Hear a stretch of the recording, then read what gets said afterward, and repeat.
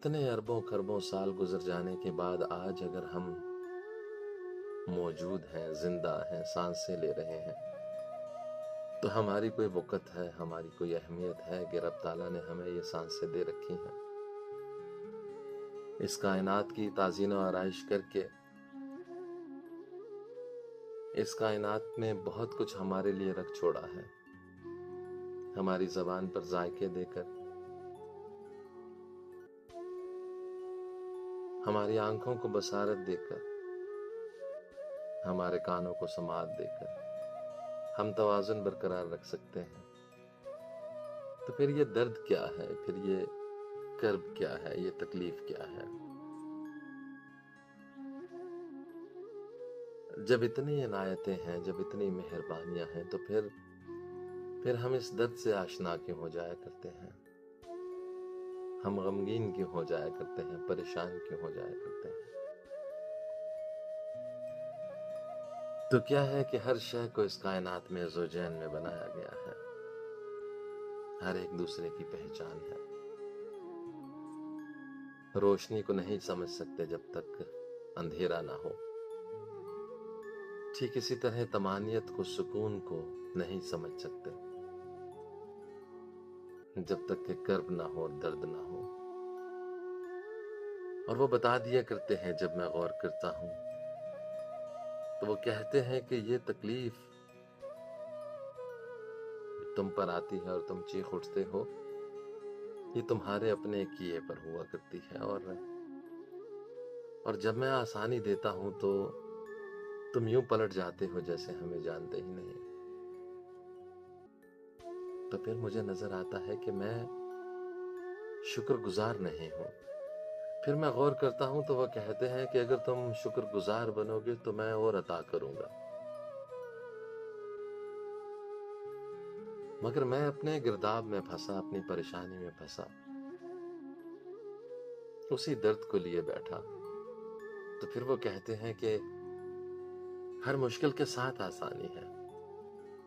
मैं तलाश करने निकलता हूं तो वो कहते हैं कि बहुत जल्द कुछ ऐसा अता करूंगा कि तुम खुश हो जाओगे।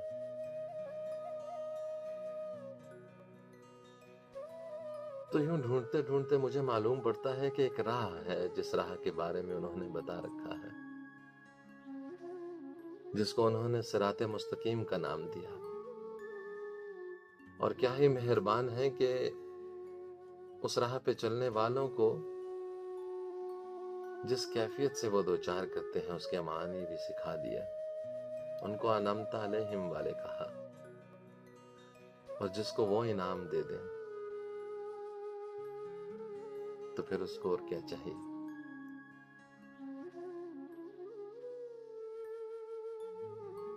तो फिर मैंने ये सोचा कि इस दर्द को छोड़कर मुझे उनको याद करना चाहिए, मुझे उनका जिक्र करना चाहिए। तो फिर वो कहते हैं कि तुम मेरा जिक्र करो, मैं तुम्हारा जिक्र करूंगा।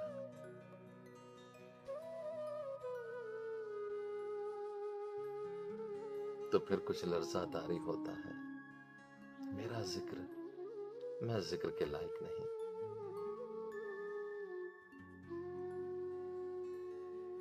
तो फिर किसी इंसान से सुनता हूं कि यहां होना ना होना है, ना होना ऐन होना है। जिसे होना हो कुछ खाके दरे जाना ना हो जाए। तो फिर उस राह जिसको उन्होंने सिराते मुस्तकीम कहा, मेरा जी चाहता है कि उस राह की खाक हो जाऊं और खाके दरे जाना ना हो जाऊं। उस राह पर चल पड़ूं जो राह उन तक लेकर जाती है। वो जो कुन फयकून के मालिक हैं और सब गुत्थियों को सुलझाते हुए जब राब्ते कायम होते हैं, दिल की धड़कनों से समी और बसीर तक के राब्ते, और सुकून सरायत करता नजर आता है, इत्मीनान सरायत करता महसूस होता है अपने वजूद के अंदर। तो फिर मुझे समझ आता है कि وہ جو رب ہے وہی سب ہے۔ تمام جہانوں کے ترازو اٹھا رکھے ہیں جنہوں نے، وہ جو کہتے ہیں کہ یا ایھا الانسان ما غرک بربک الکریم، تو میں سوچتا ہوں کہ میں ان سے غافل تھا، میں ان سے غافل ہوں۔ تو کچھ ایسا ہو جائے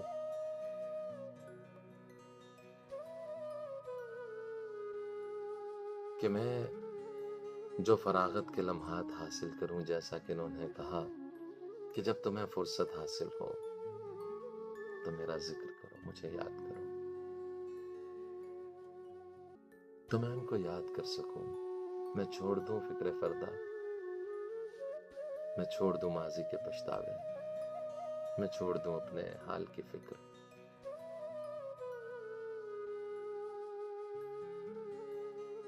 تو لگتا ہے کہ ہاں، اس راہ پر چلا جا سکتا ہے۔ وہ ڈھونڈتے ڈھونڈتے سب سے آسان طریقہ، کیونکہ محبت ہے، عشق ہے، تو عشق کے اصولوں کو ٹٹولا، عشق کو پرکھنا چاہا تو معلوم پڑا کہ محبت اسے کہتے ہیں، عشق اسے کہتے ہیں جب محبوب کے محبوب کو بھی چاہا جائے۔ تو پھر میں نے دیکھا کہ اپنی ذات کے اندر میں نے قدورتیں، عداوتیں رکھی ہوئی ہیں ان لوگوں سے جو اس کی مخلوق ہیں، جن کا وہ رب ہے۔ میرے اندر حسد پنپتا ہے، عداوت، کدورت، شکایت ہوا کرتی ہے لوگوں سے۔ میں ان میں نقص نکالتا ہوں،